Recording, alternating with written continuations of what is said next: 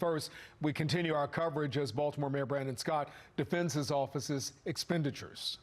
You guys you're harping on this small amount of money, which you heard again.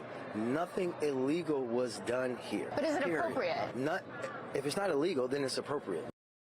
While the mayor defends his office's spending, uncovered in an Inspector General report, there are questions about whether it's a good use of taxpayer dollars.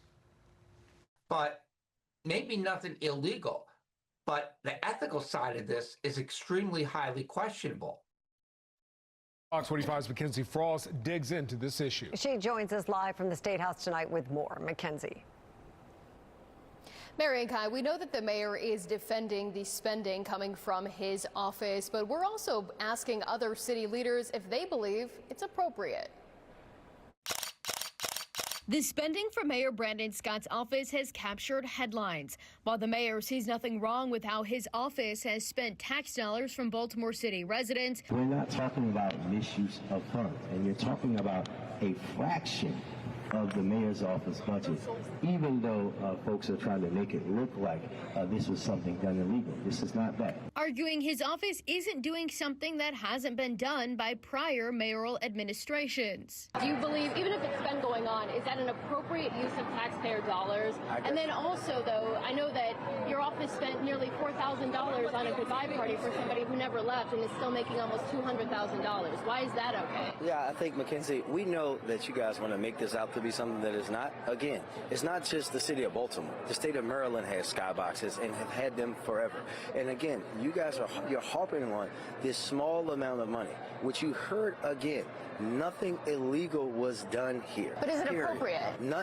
If it's not illegal, then it's appropriate. And in an odd way, you know, when the mayor says nothing illegal, he may be technically right, but it's definitely inappropriate. Political analyst John Dede argues legality should not be the only standard, especially when dealing with taxpayer money. I can understand why people have a problem with some of the money because it seemed rather excessive as far as what was spent and it was spent inappropriately. So I think that it seems like you have a bunch of people that have never been in government before.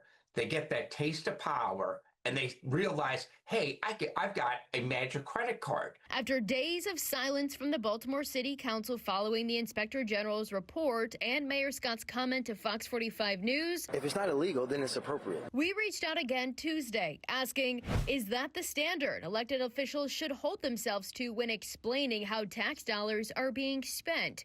Do you believe the mayor's office spending is an appropriate and ethical use of tax dollars?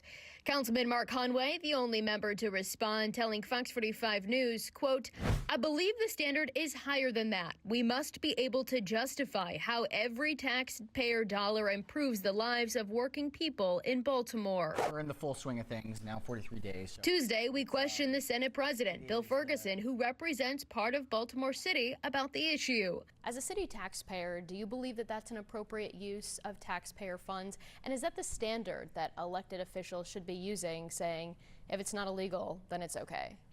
Look, I think I don't know the details. I've seen the headlines. I have not seen the details and the circumstances. Ferguson says without context, it's hard for him to know the spending specifics. I believe that every dollar should be spent well and efficiently.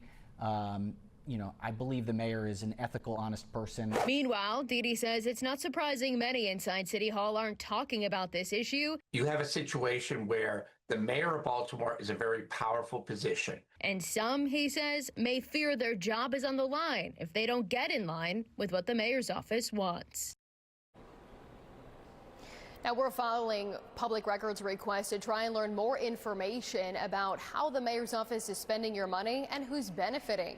In the meantime, here in Annapolis, lawmakers continue to mull a bipartisan push to ensure that inspectors general from across the state have access to the information they need for their investigations.